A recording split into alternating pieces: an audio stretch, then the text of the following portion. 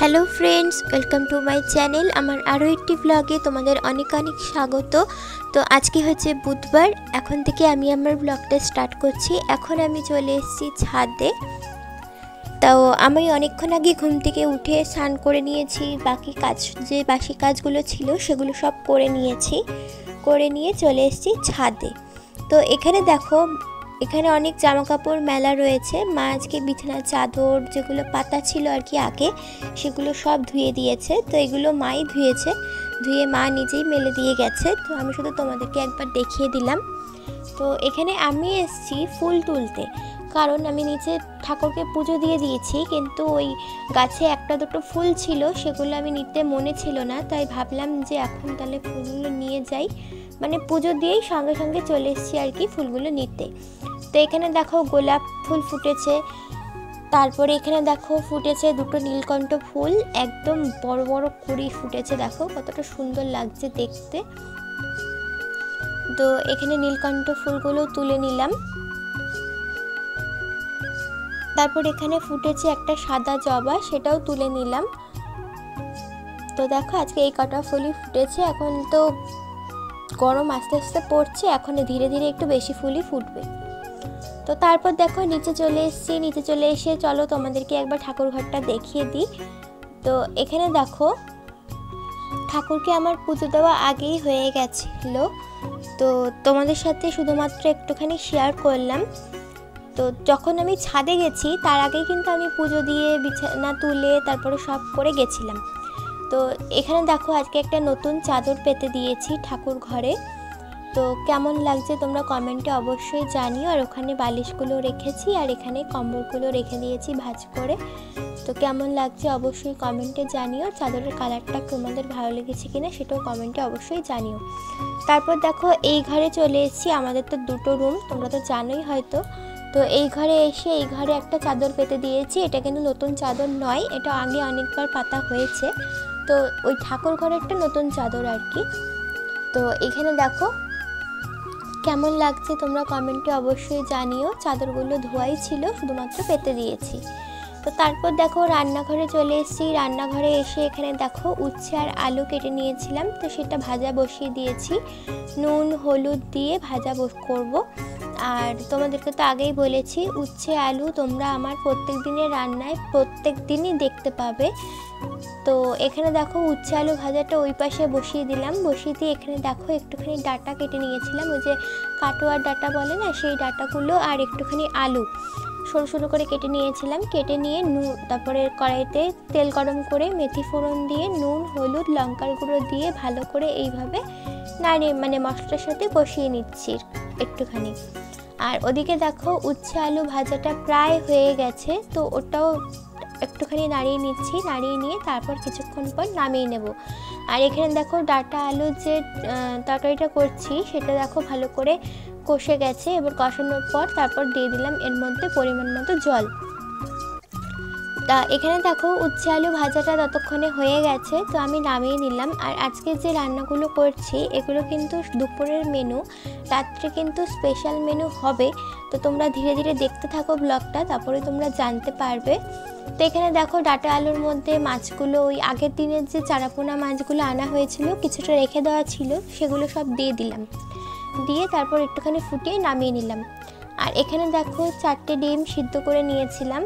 তো একটুখানি ডিম ভাজা খেতে ইচ্ছা করছিল, তো সেই কারণে ডিমগুলো একটুখানি সিদ্ধ করে নিয়ে নুন হলুদ মাখিয়ে তেলে দিয়ে একটুখানি ভেজে নিলাম। ভেজে নিয়ে তারপর এর মধ্যে পেঁয়াজ কুচি আর লঙ্কা ছিঁড়ে রাখা লঙ্কা দিয়ে দিয়েছি। দিয়ে তারপর এর মধ্যে দিয়ে দিলাম নুন হলুদ দিয়ে ভালো করে ভেজে নিচ্ছি। তো যেহেতু এটাও একবেলার জন্য করছি, তো সে কারণে 4টে ডিম দিলাম। তো দুবেলা করলে হয়তো আরও কটা বেশি ডিম দিতাম, কিন্তু রাত্রে যেহেতু আলাদা রান্না করা হবে, তো সেই কারণে 4টে ডিমই দিয়েছি। আর এখানে দেখো ডিমগুলো পেঁয়াজগুলো ভাজা হয়ে গেছে। একটুখানি ভাজা হয়ে যাওয়ার পর ডিমগুলো দিয়ে দিলাম। আর এইভাবে তোমরা গরম ভাতের সাথে খেয়ে দেখবে, খেতে কিন্তু খুবই ভালো লাগে। তো এরপর দেখো এখানে চিকেন আনা হয়েছে। তো চিকেনটা কিন্তু মা হঠাৎ করেই নিয়ে এসছে, কারণ আমি হঠাৎ করে বললাম যে চিকেন খেতে ইচ্ছা করছে, তো সেই কারণে ভাবলাম হঠাৎ করে চিকেনটা আনা হয়েছে।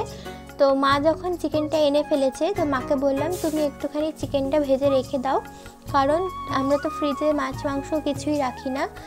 তো যেহেতু দিনের রান্না তো সব হয়েই গেছে, দিনের বেলার রান্না, তো চিকেনটা করব রাতের বেলা, তো সেই কারণে মাকে বললাম যে নলে নষ্ট হয়ে যাবে, তো তুমি একটুখানি ভেজে রেখে দাও, তাহলে আর নষ্ট হবে না।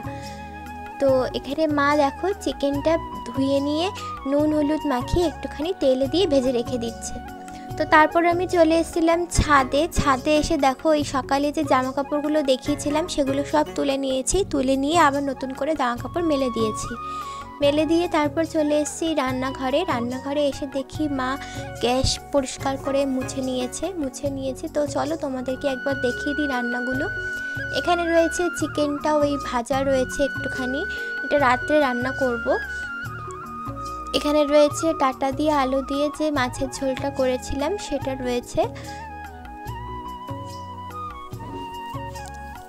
আর এখানে রয়েছে উচ্ছে আলু ভাজা, আর এখানে রয়েছে ডিম ভাজাটা। তো চলো এবার দুপুরে খাওয়া দাওয়া করে নিই, তারপর আবার আসছি। তো গুড ইভিনিং বন্ধুরা, এখন হয়ে গেছে সন্ধে। তো সন্ধ্যের সময় এখানে দেখো চা বসিয়ে নিয়েছি। তো এখানে দেখো মার জন্য আজকে শুধু চা করেছি, তো মাকে দেখো বিস্কুট দিয়ে চাটা দিয়ে দিলাম, দিয়ে তারপর আমি চলে এসেছি এখানে সন্ধে পুজো দিতে রাত্রের বেলা।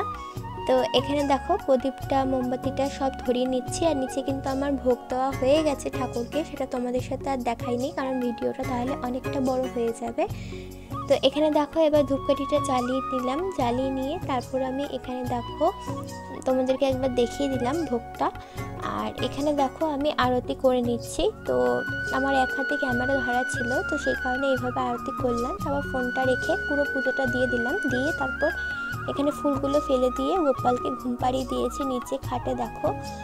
তো এরপর লাইটটা অফ করে দেবো, ঠাকুর ঘরে দরজাটা অফ করে দেবো। তো এরপরে আবার চলে যাব রান্নাঘরে। তো এখানে দেখো রান্নাঘরে চলে এসেছি আবার। এখানে দেখো ফ্রাইড রাইস রান্না করব, তার জন্য চাল ভিজিয়ে রেখেছি। তারপর এখানে দেখো আলু কেটে ভালো করে ধুয়ে রেখে দিয়েছি মাংসের জন্য। আর এখানে দেখো বিনস, কড়াইশুঁটি, ক্যাপসিকাম, তারপরে গাজর, লঙ্কা দুভাগ করে রেখেছি, আদা কুচি, এগুলো সব কেটে নিয়েছি। এগুলো দিয়ে করব ফ্রাইড রাইস। আর এখানে দেখো কেটে নিয়েছি পেঁয়াজ কুচি, লঙ্কা, রসুন, আদা, টমেটো সব কেটে নিয়েছি। আর এখানে রাত্রের জন্য স্যালাড কেটে নিয়েছি, শসা, গাজর, টমেটো, পেঁয়াজ।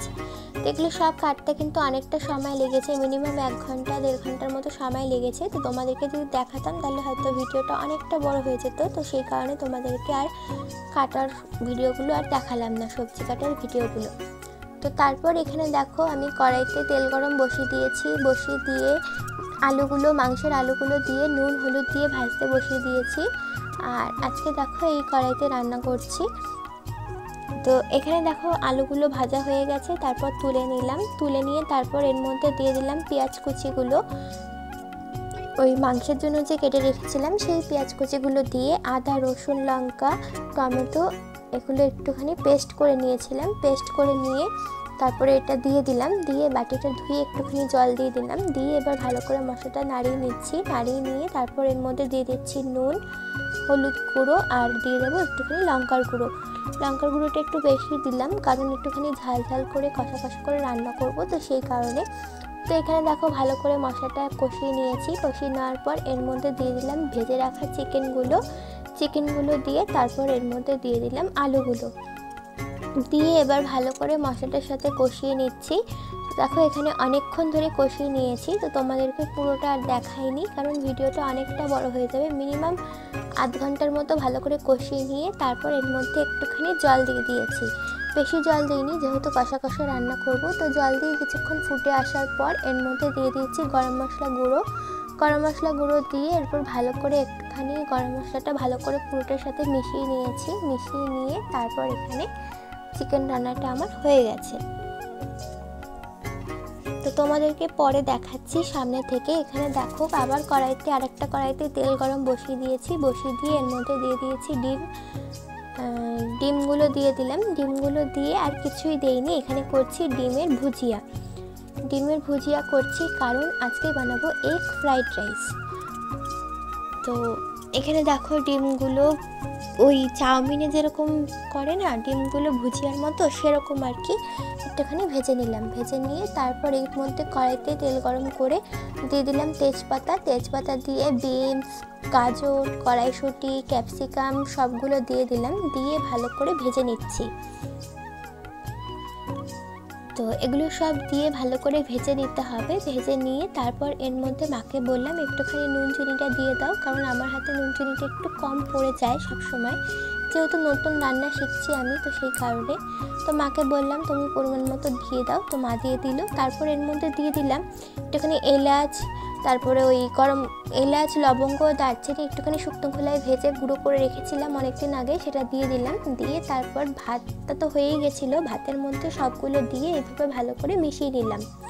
মিশিয়ে নিয়ে এবার দিয়ে দিলাম ডিমের ভুজিয়াগুলো দিয়েও ভালো করে মিশিয়ে নিলাম। মিশিয়ে নিয়ে তারপর এর মধ্যে দিয়ে দিয়েছি ঘি দিয়ে ভালো করে মিশিয়ে নিয়েছি। ব্যাস হয়ে গেছে আমার এগ ফ্রাইড রাইস। আর দেখতে দেখো কতটা সুন্দর হয়েছে, আর খেতেও কিন্তু খুব ভালো হয়েছে। আর তোমাদেরকে একটা টিপস বলছি, ওই যে গরম মশলার গুঁড়োটা, এলাচ, লবঙ্গ, দারচিনি এটাকে শুকনো খোলে একটু নাড়িয়ে গুঁড়ো করে দেবে, তাহলে দেখবে ফ্রাইড রাইসটা গন্ধটা একটা আলাদাই আসবে, আর খেতেও খুব ভালো লাগবে। এখানে দেখো তোমাদেরকে দেখিয়ে দিলাম চিকেনটা। তো চিকেনটা একদম কষা কষা রান্না করেছি, তোমাদেরকে তো আগেই বললাম। তো চলো তোমাদেরকে একবার ভালো করে দেখিয়ে দিই। তো এই হচ্ছে আমাদের আজকে রাত্রের menu, egg fried rice, chicken কষা আর হচ্ছে স্যালাড। তো হঠাৎ করে ইচ্ছা করেছিল, সেই জন্য রাত্রে বানিয়ে ফেললাম এগুলো। তো চলো এরপর আমরা খাওয়া দাওয়া করে ঘুমিয়ে থাকবো। তো চলো আজকের ব্লগটা এইটুকুই, কালকে দেখা হচ্ছে আবার নতুন একটা ব্লগে।